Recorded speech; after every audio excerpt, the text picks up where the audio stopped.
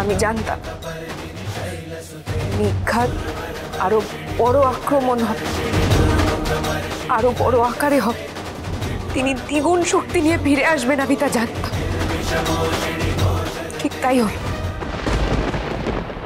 বিসর্জনের দিন তিনি আবার ফিরে এলেন, আবারও আমার অনুমতি ছাড়া, বলপূর্বক। আমি বুঝতে পেরেছিলাম ওনার উদ্দেশ্য আমাকে লাঞ্ছনা করা, আমাকে অপমান করা।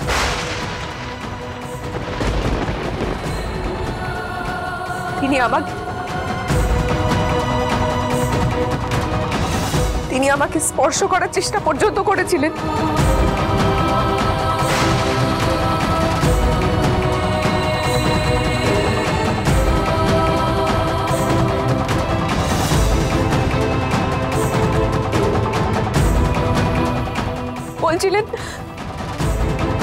বলছিলেন উনি আমাকে নিয়ে চলে যাবেন। आज हम राज रानी को उठाकर ले जाएंगे। ফৌজদার মেয়েদের দিকে এমন অসম্মান দৃষ্টি দিয়ে তাকাবে, আর আমরা মেয়েরা নীরবে থাকব।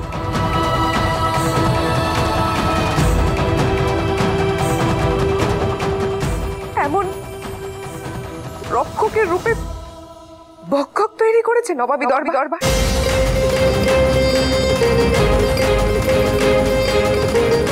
এমন ভয়ানক উগ্রতার সঙ্গে মেয়েদের অসম্মান করা তো নবাবী দরবারের নির্দেশ হতে পারে না উজির সাহেব।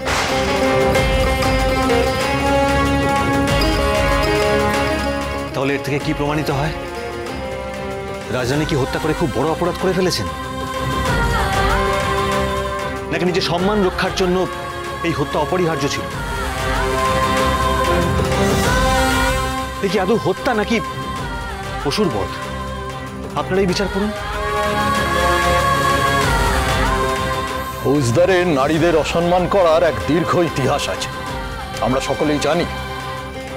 সে কথা মাথায় রেখেই যেন বিচারের সিদ্ধান্ত নেওয়া হয়, না হলে নিরপরাধ সাজা ভোগ করবে। এ তো অন্যায় হয়েছে বারুজ্জামশাই। কালকের সভায় আপনাকে এই দৃষ্টিকোণ থেকে পুরো ব্যাপারটা তুলে ধরতে হবে।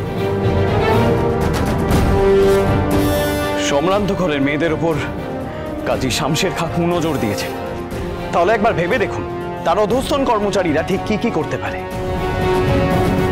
ছি ছি ছি ছি, এ ভীষণ লজ্জার বিষয়।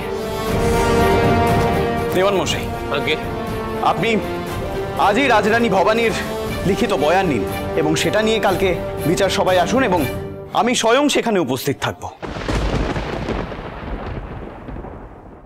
আর সবার সামনে তুলব মেয়েদের সুরক্ষার কথা।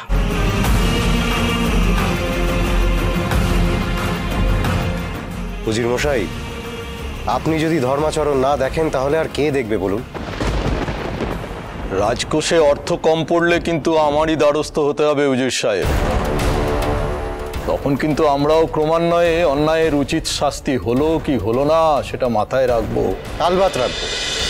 রাজ রাজেশ্বরী রানী ভবানী, প্রতিদিন রাত 8:30টায় স্টার জলসায়।